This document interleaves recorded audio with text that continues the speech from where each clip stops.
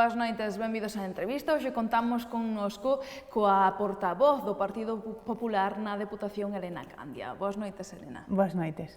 Xa nos metemos un pouquiño en materia, comezamos falando do último pleno na Deputación, no que protagonizaron un debate co bipartito por unha moción dos nacionalistas que pedía a Alberto Núñez Feijóo que destituíra de todos os seus cargos o alcalde de Baralla por unhas palabras que pronunciou sobre o franquismo. Que opinión lle merece? Pois unhas palabras desafortunadas, dende logo, e que o propio compañeiro pideu disculpas que nós aceptamos, pero que nesa moción había algunha petición máis que nós, por suposto, estábamos de acordo.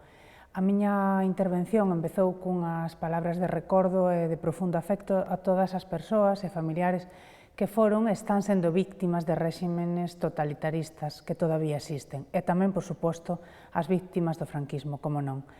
É certo que nese aspecto o Partido Popular estaba total e absolutamente de acordo en expresar un rexeitamento contundente, pero ese non era o obxectivo do bipartito.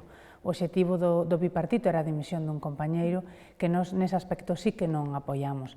Pedimos disculpas, aceptamos as súas disculpas e, dende logo, creíamos que era un debate que xa estaba cerrado na corporación en donde creemos que ten competencia, que é o Concello de Baralla, que xa se pronunciou. Aínda así, sí que me parece moi importante aproveitar calquera ocasión do noso partido para rexeitar calquer réximen totalitarista, por suposto tamén o franquismo. Vostede mesma nese pleno dixo que xa o alcalde de Baralla pedira perdón, se desculpara e que non era para facer sangue con ese tema, non? Sí, así o creo. Creo que se estaba buscando quizá petróleo ou darlle unha dimensión excesiva a unhas palabras que son desafortunadas, que non reflexan o pensar, nin o sentir, nin é a forma de actuar do noso compañeiro, e que errar é humano e rectificar de sabios. Aceptamos o que se dixo no seu momento e non entendíamos que, ademais, ni se nos aceptase a votación desa moción por puntos, que deste xeito tiñamos a oportunidade dun rexeitamento unánime de todas as forzas políticas. Tamén nese mesmo pleno tamén foi moi tenso e criticaron que non lles deixaron debatir con urxencia unha moción sobre a necesidade que ten o Concello de Bóveda dun novo sistema de auga. Sí, ese pleno foi significativo porque había dúas mocións de urxencias e ningunha delas nos permitiron entrar a debate. O rexeitamento de analizar o problema urxente que ten neste momento Bóveda non deixa de ser un exemplo máis de que a Deputación Provincial de Lugo é unha administración que non está a colaborar cos concellos incluso nas necesidades urxentes e incluso naquelas que atañen a servicios de primeira necesidade. Os concellos de Lugo, a maioría dos concellos de Lugo, polo menos os concellos gobernados polo Partido Popular, están traballando, están funcionando, están resolvendo os seus problemas sin a Deputación Provincial de Lugo. Nunca está, nin se lle espera. E, ademais, xa en detalles como este se ve con total claridade que incluso se enorgullecen desa forma de actuar. Non se lles estaba pedindo nin siquera diñeiro realmente, estábaselles pedindo unha reorientación de fondos. O Concello de Bóveda tiña asinado un convenio para unhas dotacións de deportes e, por parte do rexidor, ante unha necesidade urxente, quería priorizar ese diñeiro e destinalo a un servicio de primeira necesidade ante un problema sobrevido ao que ten que facerse fronte. Non encontrou ningún tipo de colaboración na Deputación Provincial de Lugo, como tampouco, era outra das mocións que levábamos de urxencia, se entrou a debate e temos que decir que o presidente da Deputación, a pesar de ser unha persoa que defende ou di defender os dereitos dos traballadores, pois viña de optar por indemnizar a 2 traballadores despois dunha sentenza que recoñecía que o despido era un despido improcedente, estaba indemnizando con diñeiro de Suplusa, que é a sociedade que xestiona o solo na provincia de Lugo, pero que é unha sociedade pública que ten diñeiro público. Está destinando unha indemnización por un despido improcedente a 2 traballadores e 2 postos de traballo necesarios, e non optou nin siquiera tampouco a analizar o fondo, cando aquí a urxencia xera, se no outro caso por razón da materia era imperiosa, neste caso por razón dos prazos, tiña 4 días para contestar, o pleno era o martes e o mércores era o último día para contestar. Estaba tomando unha decisión unilateral, desoindo, pois, como xa fixo en outra ocasión, a Xunta Xeral de Suplusa, que somos todos os 12 deputados do Partido Popular e, nos acordos anteriores, 2 deputados do Bloque Nacionalista Galego. Un réximen de funcionamento pois similar, por que non reproducilo, case a unha dictadura. Ordeno e mando e a partir de aí, pois, o que teña problemas que o solucione. Iso é a resposta que teñen moitos dos nosos alcaldes nesta institución provincial. De feito, esa actitude non lles gustou e levounos a abandonar o pleno. Sí, aguantouse hasta o final e despois, pois, é certo que nós, por que non dicilo tamén con claridade? Somos a forza maioritaria nesa corporación, un pacto de goberno nos desplazou a oposición, pero temos un programa de goberno, temos alternativas, nese pleno iba unha proposta para un plan de emprego, por exemplo, unha liña de subvencións para as festas de interese turístico galego, nacional e internacional, que sempre son rexeitadas sen ningún tipo de fundamentación, sen ningún tipo de argumentación. O acceso á documentación pois é moi lento, sempre obstaculizando todos os nosos dereitos, moitas veces incluso rechazando e de xeito pouco xustificado. É certo que a veces quen realmente foi gañador, porque contou co respaldo dos lucenses, pois vese, pois non vamos a decir decaído en forzas, porque evidentemente temos a forza que nos dan os electores e temos que traballar por iso, pero é certo que a veces que a nosa paciencia esgótase. E evidentemente fixémolo ao final xa como un xeito de repulsa hacia a forma de facer do presidente da corporación. Non buscamos ningunha dimensión mediática, non era no momento precisamente en donde máis medios había, pero era unha forma de decir que nos están pisando os nosos dereitos, que nós non somos o Partido Popular, representamos nesa corporación a moitos lucenses e que dun xeito a veces hasta con formas carentes de actitudes con educación mínima, hai que dicilo tamén, o presidente ten nomeado un voceiro que a veces, pois bueno, ten frases dignas de non recordar, non? A paciencia, pois a veces ten un límite. Creo que era unha forma de exteriorizar, pois que evidentemente nesa liña non podemos aguantar moito máis tempo, que representamos a moitos lucenses, temos proxectos e o non polo non ou isto así porque o mando eu, pois evidentemente son formas de actuar de algúns réximenes que precisamente tanto critican. Precisamente falaba vostede fai uns minutiños de o emprego e pedironlle en reiteradas ocasións á Deputación que poña en marcha un proxecto para fomentar o emprego, non? Sí, nos levamos dicindo que esta institución é unha institución de titulares, pero con poucos actos ou proxectos que refrenden eses titulares. Cando o señor Besteiro tomou posesión, o emprego foi unha palabra que repiteu en moitas ocasións no seu discurso. Cando defenden os orzamentos, tamén a palabra emprego e que van a traballar para disminuir o desemprego na provincia de Lugo tamén é moi recurrido. Pero despois é evidente que ademais nos orzamentos hai partidas para elo. Iso é un dato moi importante porque hai disponibilidade orzamentaria. Pero despois no día a día comprobamos que esas promesas e eses compromisos non se cumpren. E o diñeiro a veces podemos chegar a entender incluso que o queren meter nun caixón para chegar a un comicio electoral e poñelo a funcionar. Nos temos unha mala experiencia. A institución provincial puxo en marcha un plan emprega que incluso rematou nos tribunais polo sindicato do seu socio de goberno porque estaba en duda o proceso de selección e outros aspectos. Nos pedíamos nese pleno concretamente un plan de emprego que non fora que tuvera unha vocación de continuidade no tempo, que non fora unha solución puntual para baixar nun momento determinado unhas cifras de paro, sino que fora un plan realmente con vocación de continuidade e que a mellor forma de que tuvera esa continuidade é que se sustentara nos sectores económicos que teñen futuro na nosa provincia. E para elo, ademais, que no desenrolo dese plan de emprego tiveran presencia os alcaldes da nosa provincia e tamén as entidades representativas dos sectores productivos de Lugo. Era, ademais, unha proposta que estaba redactada de forma bastante xenérica e permisiva para que poidera gozar dunha unanimidade e os lucenses e os oíntes, os veciños en xeral, poideran escoitar o que realmente necesitan. Eu creo que a clase política debemos de facer un esforzo por chegar a acordos en temas importantes. Dende logo que o paro descenda na nosa provincia ten que ser unha prioridade. Entón, pararse en formalismos ou pararse en argumentos sen moito peso para votar que non a un plan de emprego, pois eu creo que os lucenses non o merecen. Xa non é que non lles guste escoitalo, que seguramente non lles gustará, pero tampouco merecen. É difícil explicarlle á xente como tendo diñeiro non faz máis ou non o faz mellor. E aquí era a primeira pedra para un proxecto de traballar xuntos polo emprego. A provincia de Lugo é a única provincia, porque a Deputación se negou a facelo, que non ten un convenio asinado ca Xunta de Galicia tamén para paliar e para descender as cifras de paro na nosa provincia.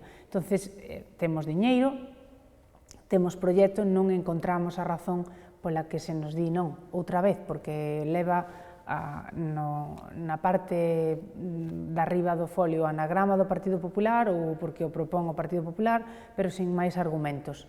Era redactado basado na unanimidade, nos principios nos que todos tiñamos en común, eses principios. De feito, releemos ese discurso, releemos os debates do orzamento para buscar o nexo de unión, para que non poidéramos encontrar un rechazo na nosa proposta.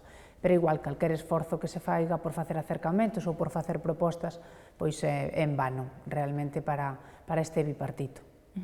Precisamente, cambiando así un pouquiño de tema e pasándonos aos deportes, unha pregunta que vostede lle quería facer a Antonio Veiga e que non conseguiu facerlle porque non lle deixaron, foi cales eran eses tan anunciados patrocinadores que se vai ter para o equipo, non?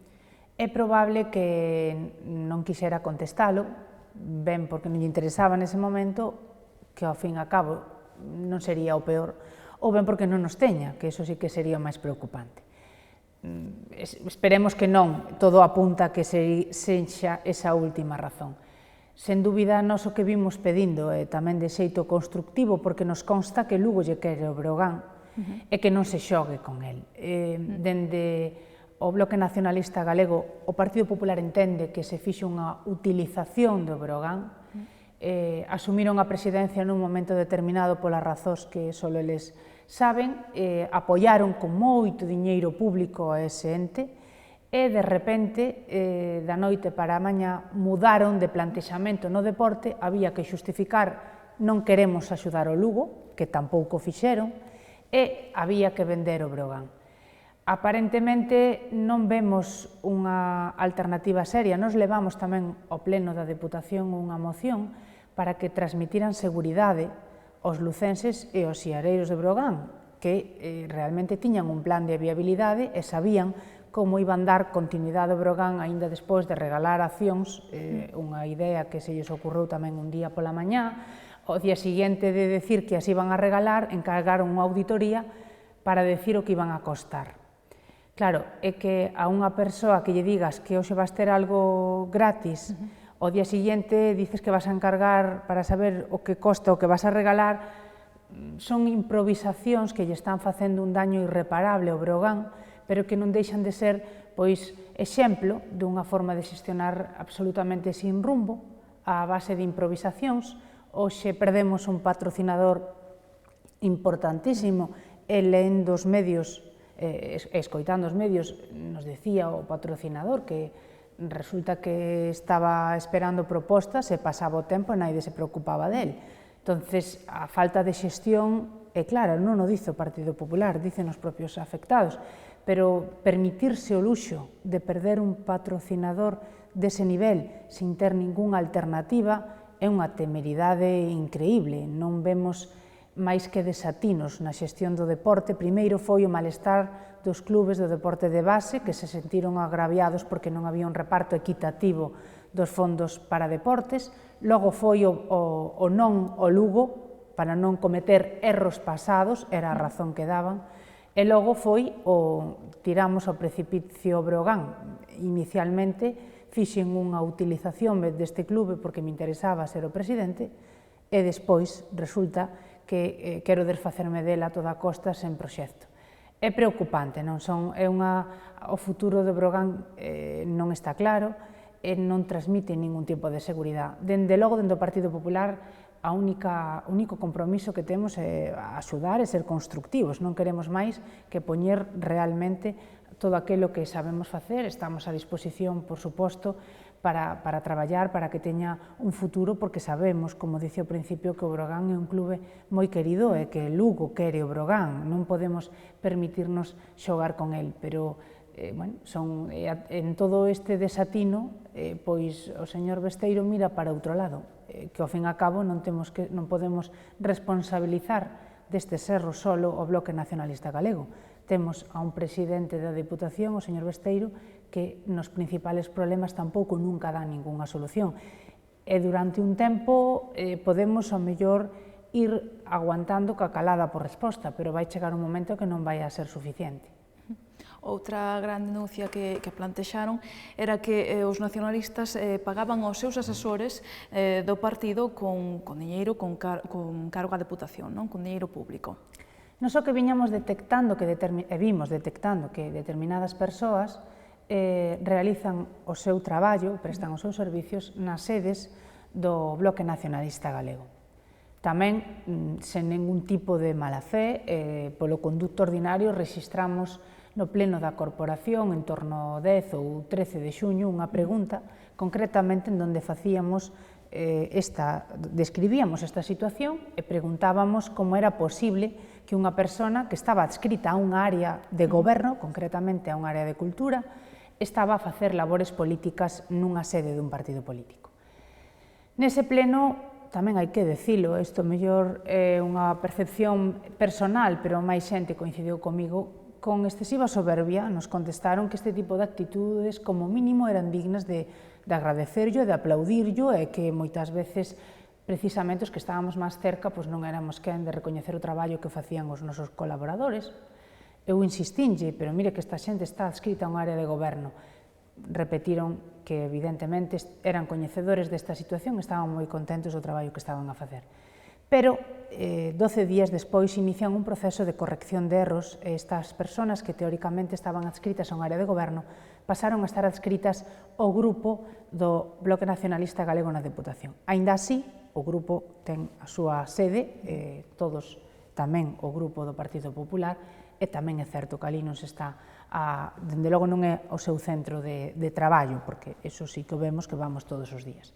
A partir de aí, empezaron un intercambio de, non vamos a decir acusacións, porque eu dinlle datas, dinlle actuacións moi claras e moi concretas de que detectábamos que había persoas que cobraban da Deputación Provincial de Lugo e estaban a traballar, ou todo parecía indicar que estaban a traballar para o Bloque Nacionalista Galego. Nós temos presentado un escrito na Deputación, concretamente o presidente, que é o responsable último destas circunstancias, en donde, de xeito moi claro, facendo valer, por suposto, os dereitos e o réxime xurídico aplicable á administración, pois facemos unhas preguntas moi claras. A partir de aí, en base a esa contestación, tal na liña de cal é as funcións que teñen que facer un administrativo, porque tampouco non son asesores, son administrativos, algúns de áreas de goberno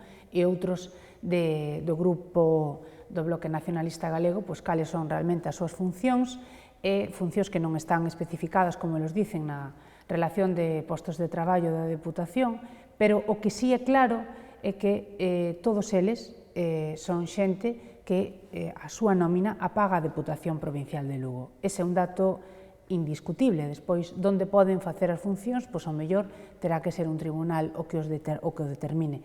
Non hai, por suposto, ningún ánimo de calumniar, non hai ningún ánimo de alterar a verdade, e xente remítome ás contestacións que se nos facilita en órganos en donde queda constancia, en donde eu pregunto, este señor está adscrito aquí e traballa aquí, e me o recoñecen, co cual non hai ningún tipo de ánimo de transgiversar datos, nin de, por suposto, calumniar, nin faltarlle o honor a naide. É xente que traballa na sede do partido, pero está pagando unha nómina por parte da Deputación. A partir de aí, pois, creo que o mellor non nos corresponde a nosotros continuar facendo un xuicio de valor sobre esa circunstancia, pero estes datos que din é totalmente certo, son verídicos e están refrendados polas palabras dos propios representantes do Bloque Nacionalista Galego. E, de feito, Antonio Veiga levou este tema á Fiscalía, dice que o Partido Popular denunciounos por inxurias e calumnias. Si, eso temos coñecemento. Hasta agora non temos ningunha noticia nese proceso, pero por eso, precisamente, quería ser especialmente meticulosa nos datos e nas datas, en como foi discurrindo este tema. É o que en moitas ocasións parece que indican que a calumnia que eu digo, teñen que recordar que eles mesmos contestaron nesa mesma liña en actas da propia corporación e incluso en algunha acta de algunha corporación local cando eran preguntados por este tema.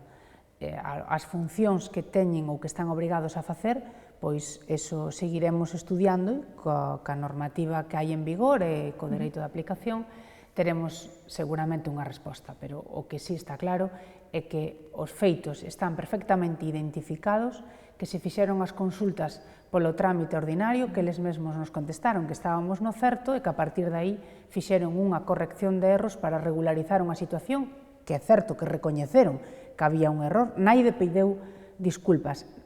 Por suposto, ningún político asumeu a súa responsabilidade, pero sí que polo menos recoñeceron que se cometeran un error de persoas que toman posesión ante políticos e que se adscriben a unha área de goberno, pero 2 anos despois deronse conta que resulta que non estaban traballando onde teóricamente tiñan que estar.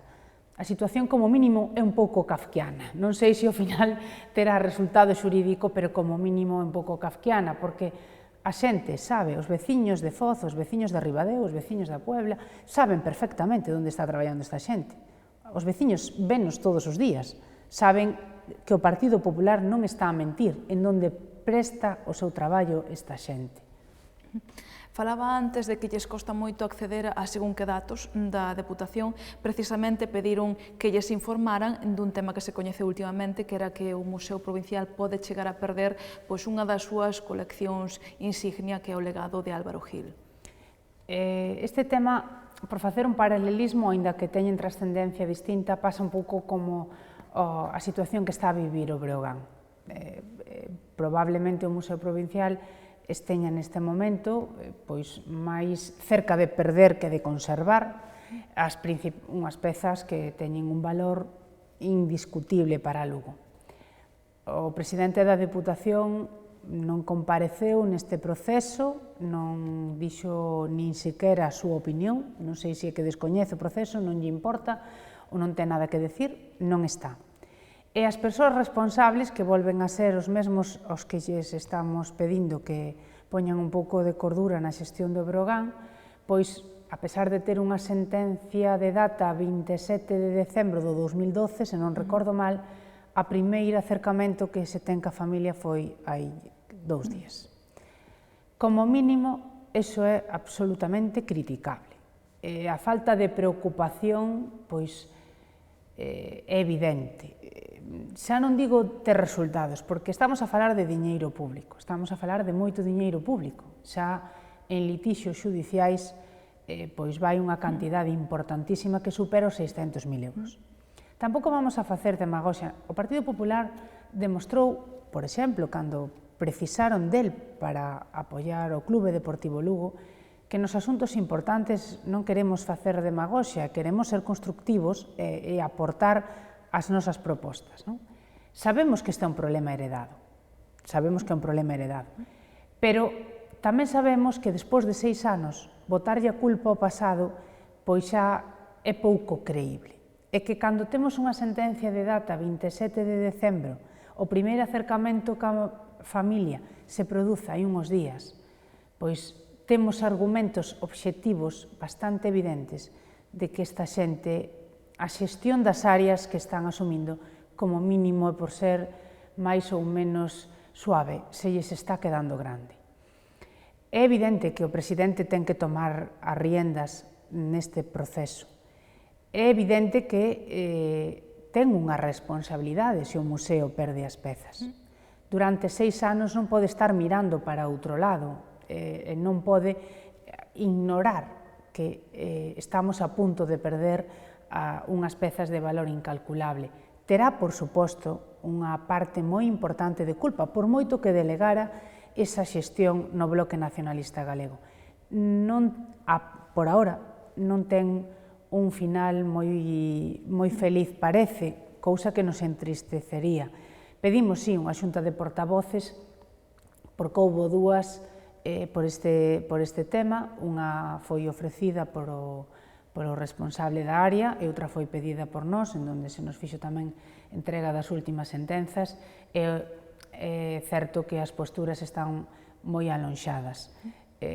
Houve unha mala xestión, era un problema difícil, pero, dende logo, a súa pouca preocupación polos asuntos importantes, este o é, provoca tamén daños irreparables. Probablemente, esperemos que non sexa así, pero probablemente non lle vexo moita salida a este tema. Falamos agora dunha boa noticia para a provincia. A Xunta aprobou a delimitación do núcleo de Lamas en Becerreá, entón así varias casas que estaban ilegais poderán ser regulares. Este tema provocou un arduo enfrontamento porque Manuel Martínez, o alcalde de Becerreá, incluso se opuxo a que se derrubara unha vivenda que tiña unha sentenza da APLU, non? O que dixo o Partido Popular sempre, concretamente neste tema, é que o alcalde de Becerreá, o seu traballo, a súa xestión non era precisamente opoñerse ao derrumbe. O que tiña que haber feito, e non fixo, era iniciar os trámites para delimitar o núcleo, porque non podemos esquecer que ese trámite iníciase no Concello. Era un trámite perfectamente posible, dos que se fan o día moitísimos en Galicia e no resto de España, e que requería da súa xestión. Non sabemos por que razón non o fixo e tardou o tempo suficiente como para que a situación chegara ao estado que nunca tiña que haber chegado. Porque, ao final, hai xestión administrativa e hai traballo que un político, un xestor, ten que facer que nunca pode ser suplido por unha actuación de pancarta. Este é un caso. A Xunta forma parte do proceso emitindo os seus informes e forma parte do procedimento. Foi o que fixo, intentou facelo da forma máis áxil, como acostuma a facelo, e isto rematou ben, pero os problemas que se deron hai uns meses, moi desagradables, non tiñan que haber pasado, e teñen un responsable, a administración que non iniciou os trámites para a delimitación, que é o Concello de Becerreá. Ese alcalde que agora o fixo tuvo o resultado que tiña que ter. Se antes se iniciase, antes se remataría e non chegaríamos á situación que se chegou. Iban con un retraso moi importante e só el sabe por que non o fixo antes, pero o que está claro é que estaba na súa man a iniciar os trámites para delimitar ese núcleo. Non o fixo hasta que a situación xerou uns problemas desagradables, porque as administracións realmente están para resolver problemas. E en aspectos como este, que hai uns trámites perfectamente arreglados na normativa de aplicación, non se entende por que se deixa pasar o tempo hasta que os problemas se enquisten desa forma cando teñen unha solución e un proceso relativamente áxil, relativamente fácil e sinxelo, que ademais é obligación do alcalde de Becerreá e de calquera alcalde. El non o fixo, a él habría que preguntarlle, despois é moi dado sempre a botarlle a culpa aos demais. Eu creo que aquí, como mínimo, os veciños de Becerreá e os veciños de Lugo tamén merecen unha explicación de por que tardou tanto en iniciar os trámites para delimitar o núcleo. Falamos agora dun servizo, o da axuda no fogar, a algúns concellos, entre eles o de Castroverde, os populares de Castroverde, tamén os populares do Incio e da Pontenova se queixan de que a Deputación non achega todos os fondos que debería a este fin. Servicios sociales ten un financiamento bastante reglado. No ano 2008 aprobase unha lei de servicios sociais, estando no goberno da Xunta un goberno bipartito, en donde se expoñía que a forma máis segura de garantizar e de blindar os servicios sociais na Comunidade Autónoma de Galicia, el dicía no país que Galicia, sen dúbida era garantizar o seu financiamento. Hasta aí estamos de acordo. Estableceu unhos parámetros, a lei marcaba as pautas que logo desenrolou un decreto xa no goberno do Partido Popular no ano 2012, en donde se facía un reparto de a comunidade autónoma financia unha parte e os entes locales, deputacións e concellos financian outra parte e tamén se recollía as achegas que fan os usuarios en función da súa capacidade de renta. A provincia de Lugo, unha vez máis, é a única deputación provincial de Lugo que desoe o mandato do decreto de servicios sociais. E cando temos un servicio que costa en torno a 5 millóns de euros, está pagando 650.000 euros. Mais ou menos os concellos están recibindo unha media de 17 de cada 100 euros que estaría obligada a pagar. Escúdase en que recurreu o contencioso ese decreto, pero hasta que teña unha sentenza que diga o contrario, esa norma está en vigor e é de aplicación. Os concellos da provincia de Lugo están aguantando o servicio cando teñen o descuberto o 84%, máis ou menos, unha media dun 84%, do seu custo. A situación é inasumible. O Partido Popular, aínda encima, tiña que aguantar campañas de propaganda en donde se autoproclamaban como os garantes do servicio de axuda no fogar na provincia de Lugo, cando estaban pagando unha media de 17 de cada 100 euros. Eso, digo a media de 17 de cada 100, pero que hai concellos que están pagando 8 ou 9 euros de cada 100 euros que costa o servicio. Entón, é certo que desde o Partido Popular se fixo unha acción contundente en explicarlle a xente, mire, a Diputación Provincial de Lugo nin quixo chegar a ningún acordo ca Consellería de Benestar, de feito, se non recordo mal, de 3 reunións as que foron convocados, só foron a 2, para chegar a acordos, non cumplo o decreto, non quixo chegar a ningún acordo ca Xunta de Galicia para garantir o financiamento deste servicio e, hai que dicilo claramente, os usuarios de axuda no fogar, os que non son dependentes, que é precisamente o servicio do que estamos a falar, si siguen co servicio é gracias ao esforzo dos alcaldes da provincia de Lugo, porque a Deputación non cumple o decreto de servicios sociais e non aporta a cantidade suficiente para mantelo. É un esforzo que hai que agradecerlle aos alcaldes da provincia de Lugo. Sen dúbida, hai que decir que os alcaldes do Partido Popular están a manter os servicios a pesar de non contar para nada co apoio da Deputación Provincial de Lugo, cando están recibindo o 87% dos concellos da provincia unha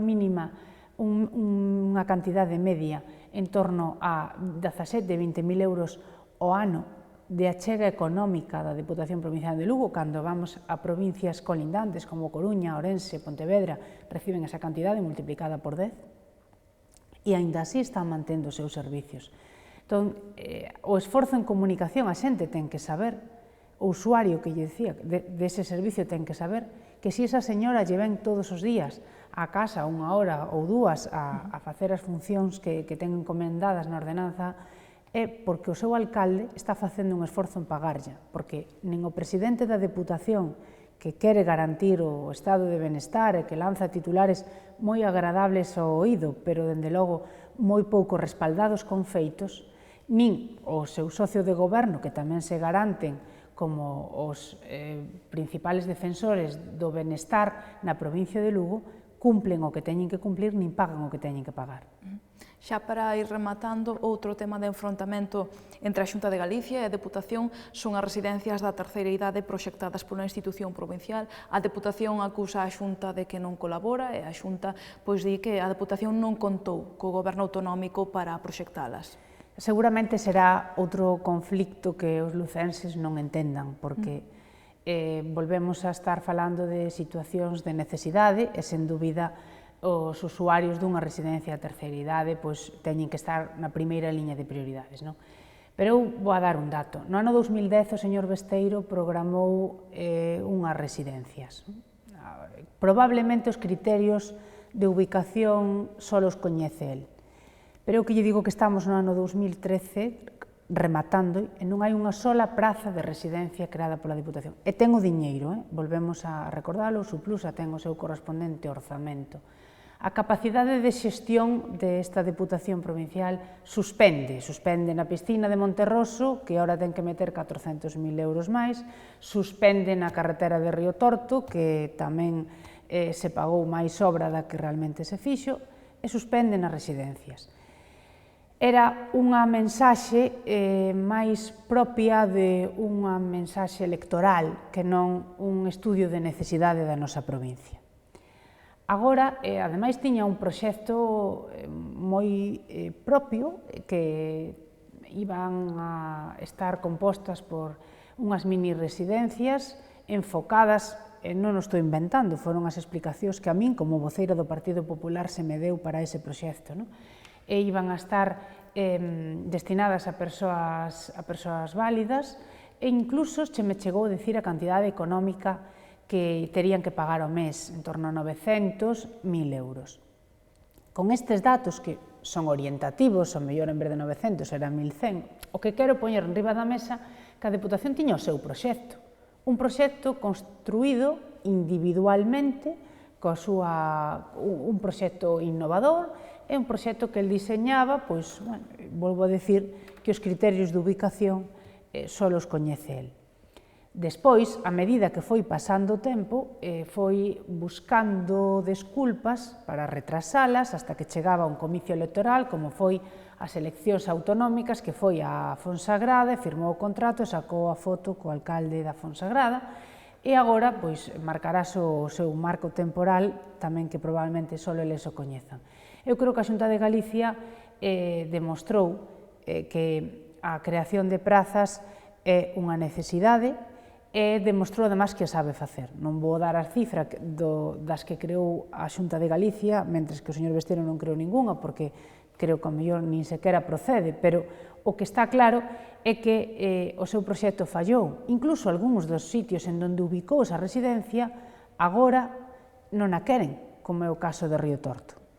Inicialmente, o alcalde, en distintos foros que quedaron constancia as súas palabras, defendeu esa xestión da Deputación dun proxecto innovador, está en actas de pleno, este proxecto xestionará a Deputación, para despois, cando tuvo que devolver un préstamo que contratara para comprar o terreno, que ademais incurreu en gastos que pagaron todos os veciños, despois dice que non a quere porque a Xunta non lle concerta plazas, petición que por agora Río Torto non fixo nin sequera a Consellería. Quero dicir que o proxecto de residencias, nós o que queremos é que as faga. Si realmente ten intención de facelas, que as faga. E se nas fixo hasta agora, evidentemente, só el ten que saber o porqué. O que está claro é que as datas están aí. No 2010 empezou, ca súa correspondente dotación orzamentaria, estamos a piques de rematar o ano 13 e non hai unha sola praza de residencia creada. Eso, igual que a axuda no fogar, é o que lle preocupan os servicios sociais ao señor Besteiro. Iso, cos feitos, é como mellor se coñecen as persoas, porque despois o resto, pois todo é campañas de propaganda e grandes titulares, pero a xestión é outra cousa. A xestión non é unha foto fixa que sae un día determinado cun titular moi agradable aos oídos. A xestión é o que temos que analizar dende que tomou as rendas da Deputación Provincial de Lugo, que xa van a los 6 anos, e creo que xa é un tempo prudencial como para pedir resultados e non só titulares. Pois temos que deixalo aquí, non hai tempo para máis. Moitas grazas, Elena Candia, por estar esta noite connosco. Moitas gracias a vos. E, como non, moitísimas grazas a todos vostedes por seguirnos unha noite máis na entrevista, unha noite máis en Telelugo. Que teñan moi boa noite.